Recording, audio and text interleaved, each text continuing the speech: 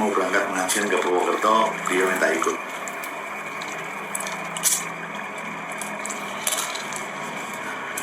Saya bilang, Purwokerto ini jauh, perjalanan 6 jam. Saya waktu itu naik mobil Jeep Jimny kok di belakang kan capek toh. Mungkin yang belum jalan ke Sumber kan. Iya, Jimny kan kecil kan. Perjalanan 6 jam. Antum duduk di belakang gue. Berapa itu main. Ketika dari itu saya tinggal di Tanah Mas.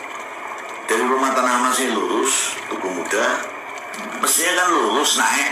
Kemudian rumah saya Karyadi, naik lagi sampai kemudian Magelang, ambil Wonosobo, Purwokerto kan gitu. Yeah. Begitu sampai Tugu Muda, beliau teriak, "Kiri!" Saya bilang, jalannya lurus, wes pokoknya kiri. Ya sudah saya ikut kiri. Kanan, arah berkota. Dari kiri Muda, arah kanan itu kan menuju ke arah berkota. Sampai di berkota, mandek, berhenti sini. Kuburan. Siapa? Mandek. Ono sing nangis ya betul. Saya kalau bisa melihat beliau begitu, wajah agak merah, matanya apa? Udah berani bantah ya. Ono saya nangis apa? Ya betul. Ayo, terus piye? Parah nih dong Ali. Pulang kita dari mobil. Saya gandeng nyabrang. Ini masuk gangnya dia sana. Ini, jadi bukan lewat ini. Jadi kita lewat gundukan tanah yang sampai gocekan apa? Ya saya ikuti. Jalan di depan. Iki si nangis. Iki si jaluk tolong nih. Ayo, ditolong lagi. Tolong saya maaf, kuburan non-Islam.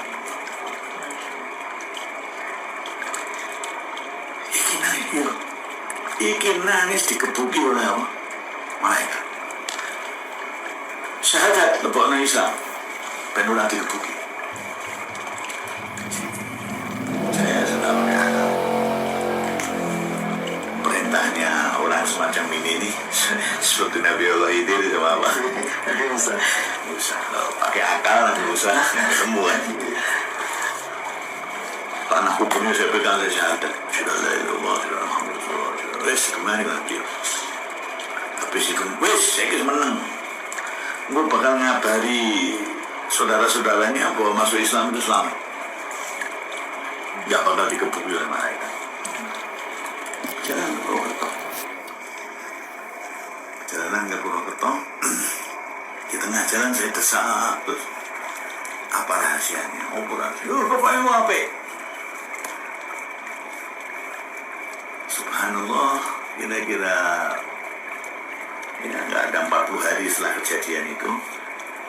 Tidak bersamaan. Ada tenggang apa? Waktu. Tapi ada kira-kira tidak kurang dari 18 orang yang mengaku non-Islam minta syahadat. Dan sampai hari ini kalau sampai tanya orang itu siapa aja, saya tidak tahu. Datang keturunan Tionghoa, saya mendengar adzan di masjid ini, hati saya mau bergetar. Saya mau masuk Islam karena pengurus masjid seluruh tempatnya Habibullah. Saya minta syahadat. Datang dari Demak, saya sudah ke masjid Demak, katanya disuruh ke tempatnya Habibullah. Gitu kan, serang beberapa hari, serang. Kita saya bilang, kok ini orang ini, dia ngabari dulu-dulu. Ini mau bisa gue enak. Zaman sekarang ini banyak orang-orang yang ngaku menjadi wali ya. Dan juga banyak orang-orang yang disangka atau diaku-akui sebagai wali. Ternyata tidak memenuhi persyaratan wali. Sampai kita dapati di YouTube misalnya, di berita-berita, bagaimana ada seorang gila dianggap apa? Wali. Gila, wali. Terkadang orang tidak sholat dianggap apa? Wali. Sampai suatu tempat ada orang telanjang, orang-orang datang minta berkat dari dia. Itu wali seperti itu. Ya, tidak pakai baju, kemudian tidak sholat terkadang, kemudian buka baju sambil ngerokokan, itu pakai itu wali Allah Subhanahu Wa Taala. Terkadang ganggu perempuan, megang macam-macam ya, apakah itu wali Allah Subhanahu Wa Taala? Ya, ini perkara yang menyedihkan kalau sampai orang-orang tersebut dianggap sebagai wali-wali Allah Subhanahu wa taala, padahal Allah kasih persyaratan wali seperti apa. Sebagaimana dalam hadis ini. Saya ulangi hadisnya ya.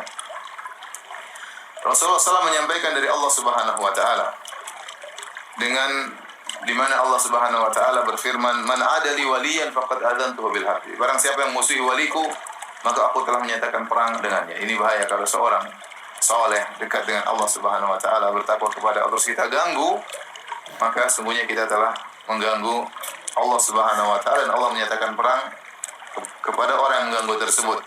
Kemudian Allah menjelaskan tentang bagaimana menjadi wali. Kata Allah, "Ma taqarrabu ilayya 'abdi wa ma taqarraba ilayya 'abdi bi syai'in ahabba ilayya mimma aftaratuhu 'alaihi wa la yazalu 'abdi yataqarrabu ilayya bin nawafil hatta uhibbah." Kata Allah Subhanahu wa taala, senantiasa hambaku mendekatkan dirinya kepadaku dengan perkara-perkara yang aku wajibkan, itu yang paling aku sukai. Nah, seorang kalau mau jadi wali, laksanakan semua yang wajib-wajib, ya. Kemudian senantiasa hambaku mendekatkan dirinya kepadaku dengan perkara-perkara yang sunnah. Kalau yang wajib-wajib dia kerjakan, dia fokus kepada yang sunnah-sunnah. Terus dia kerjakan yang sunnah-sunnah hatta uhibbahu, sampai aku pun mencintainya. Kalau aku sudah mencintainya, maka kuntu sam'ahu alladhi yasma'u bihi. Aku menjadi pendengarannya, aku menjadi penglihatannya, aku menjadi tangannya, aku menjadi kakinya. Kemudian kalau dia meminta kepadaku, la utiyannahu, aku akan kabulkan permohonannya. Wala in ista'adani, kalau dia minta perlindungan kepadaku, la uidzannahu, maka aku akan melindunginya.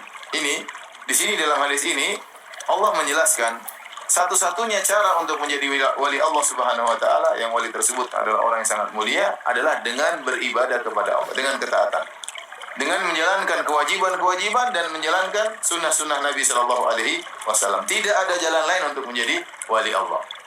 Tidak ada menjadi wali Allah harus pergi ke gunung kemudian bertapa di sana, ya. Kemudian tidak ada jalan menjadi wali Allah kemudian harus potong kambing atau ayam hitam 3 ekor misalnya. Enggak ada. Tidak ada menjadi wali Allah harus pakai baju spesial, baju khusus warna hijau, kemudian pakai sorban khusus. Enggak ada.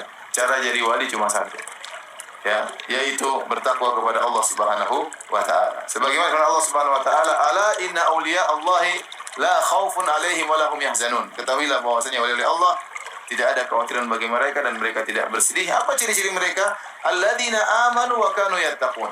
Mereka beriman dan mereka bertakwa. Itu ciri-ciri wali Allah Subhanahu wa taala. Dari sini kita tahu bahwasanya siapapun boleh jadi wali Allah Subhanahu wa taala.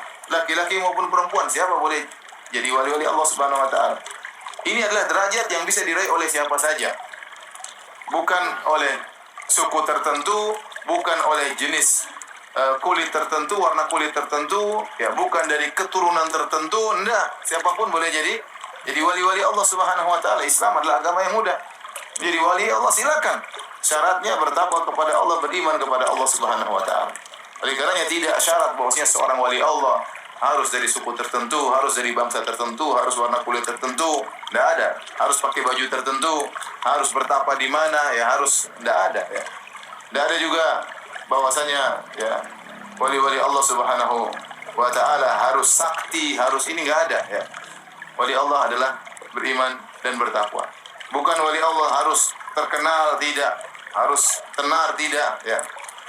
Siapapun bisa menjadi wali-wali Allah, yang penting dia beriman dan bertakwa kepada Allah Subhanahu wa taala. Maka dari sini kita tahu, ya, bahwasanya orang-orang yang menjadikan orang-orang gila sebagai wali-wali Allah, sungguhnya mereka menghina orang-orang soleh. Nah, orang mau jadi wali nggak usah soleh, sudah jadi orang gila jadi apa? Jadi iya, Allah bilang mau jadi wali harus bertakwa, salat, ibadah, ya, bertakwa kepada Allah, ya, baca Quran, zikir, bakti sama orang tua, itu jadi wali Allah Subhanahu wa taala. Enggak, ini menjadi wali Allah sudah penting gila, merokok, macam-macam, wali majdub katanya. Wali apa? Majdub atau majnun yang benar, Allah alam. Gimana? Sebutkan contoh dari satu sahabat yang seperti itu. Dia sudah mencapai derajat tinggi, derajat wali, derajat hakikat, ma'rifat, kemudian jadi seperti ini. Sebutkan satu sahabat yang seperti itu. Apakah Nabi salah mengajarkan mereka untuk jadi wali? Kenapa para sahabat jadi wali tidak seperti itu? Kadang saya heran, ada orang-orang gila dianggap wali. Yang saya heran juga terkadang kiai ke situ cari berkah. Ya. Ini yang gila itu wali yang gila, apa yang ke situ cari apa? Yang ke situ cari berkah yang gila atau yang gila yang didatanginya? Atau dua-duanya gila ya? Tapi kenyataannya seperti itu. Sedih kita ngelihatnya. Orang kan akan mencontoh, ini ada ulama besar, ya, yang kata orang ulama, ya, datang kepada orang gila cari apa? Berkah. Terus kita bingung ya. Ini yang didatangi jelas orang gila ya, nggak pakai baju, rokokan, kayak orang-orang stres. Terus ada orang ulama datang cari berkah, yang lebih gila yang mana coba? Apakah yang orang gila tersebut atau ulamanya atau orang awam yang membenarkan, nggak tahu yang gila yang mana? Jadi ini kenyataan pahit ya, yang tidak diajarkan oleh Islam. Itu bayangkan kalau ada agama lain lihat oleh Islam kayak begini. Orang paling top begini hasilnya. Iya sih. Wali kan tingkatan tinggi wali. Coba tingkatan paling tinggi adalah Rasul, kemudian Nabi, kemudian wali. Wali itu tingkatan paling tinggi selain para nabi. Ternyata wali modelnya seperti ini.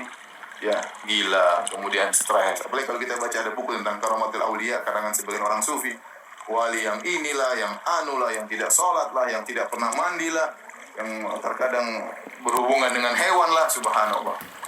Apakah seperti itu? Islam mengajarkan seperti itu? Tapi zaman sekarang masih laku seperti itu, masih ada aja laku bahwasanya wali ini wali menciduk, yang begini. Yang tidak kita dapati dalam ajaran Nabi SAW. Tidak ada di kalangan para sahabat seperti itu, tidak ada di kalangan para tabi'in seperti itu. Kemudian kita mau bikin aturan baru, orang gila bisa jadi apa? Wali. Saking berilmunya dia maka jadi gila, subhanallah. Ini gimana? Saking dekatnya kepada Allah malah jadi apa? Orang gila. Apa pandangan orang di luar Islam? Ini